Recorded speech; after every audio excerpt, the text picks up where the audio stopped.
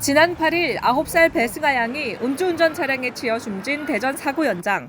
추모 발길이 연일 이어지고 있는데요. 한국에서도 행복하게 잘 지내.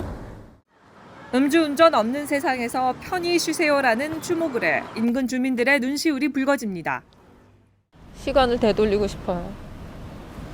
다시 돌아가서 승아가 있는 시간으로 다시 돌아갔으면 좋겠어요. 어린이 보호구역인 이곳에서 다른 어린이 3명까지 다치게 한 음주운전 사고. 대낮에 만취한 채 대형 사고를 낸 60대 운전자에 대해 분노하는 목소리가 높습니다. 운전이라는 것은 이게 살인적 행위나 마찬가지예요. 술 먹으면 이 정신이 혼미해서 운전을 할 수 없는데. 최근 5년간 국내 음주운전 사고는 무려 8만 6천여 건에 사망자만 1,500여 명. 특히 올 들어 대낮 음주 차량 교통사고가 지난해보다 2배나 늘어 심각한 상황인데요. 음주운전 사망사고에 대해 살인죄 적용을 촉구하는 서명운동이 벌어지고 있습니다.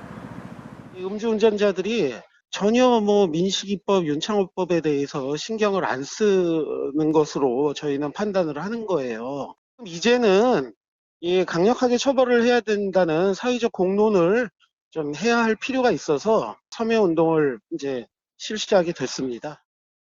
음주운전 사고에 대한 처벌 수위가 너무 약하다는 지적이 많은데요. 그렇다면 외국 처벌 사례는 어떨까요? 일본에서는 술을 권한 사람까지 처벌하고 음주운전 사망사고는 최대 30년의 징역이 선고됩니다. 대만은 상습 음주운전자의 신원을 공개하고 미국은 음주사고를 내면 수감하는 등 처벌 수위가 우리보다 훨씬 셉니다. 미국 워싱턴주의 그 음주 사망 사고 시에는 살인죄를 적용하기도 합니다. 중국도 마찬가지로 음주운전 시 사고가 나면 사형까지 집행하고. 우리나라는 음주운전 사망사고를 내면 무기징역도 가능하지만 대부분 2심에서 감형돼 솜방망이 처벌이라는 지적이 많습니다. 말만 무기징역이지 실제로 음주운전으로 문제가 생긴 경우는 8년 이상을 구형을 한 경우가 없습니다. 처벌을 조금 더 많이 강화를 해서 아이들 키우는 엄마로서 좀 마음 편하게 학교도 보내고. 경찰이 당분간 음주운전 단속을 밤낮으로 벌이기도 했는데요.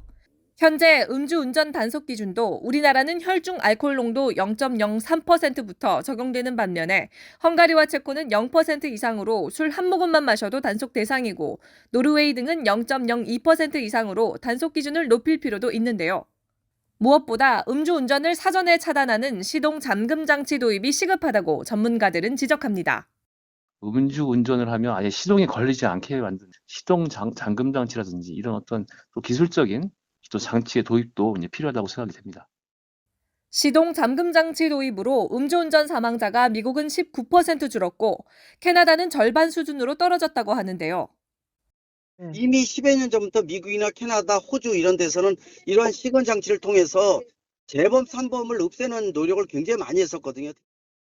술을 마신 사람은 아예 운전할 수 없도록 교통 선진국과 같은 제도적 장치 도입이 중요하다는 전문가 지적에 귀를 기울여야 할 것입니다. 음주운전으로 인한 사망사고가 끊이질 않고 있지만 피해자만 억울하게 당한다는 비판 여론이 일고 있습니다. 음주운전자에 대한 처벌 강화는 물론 음주운전을 원천적으로 막는 근본적인 대책이 시급합니다.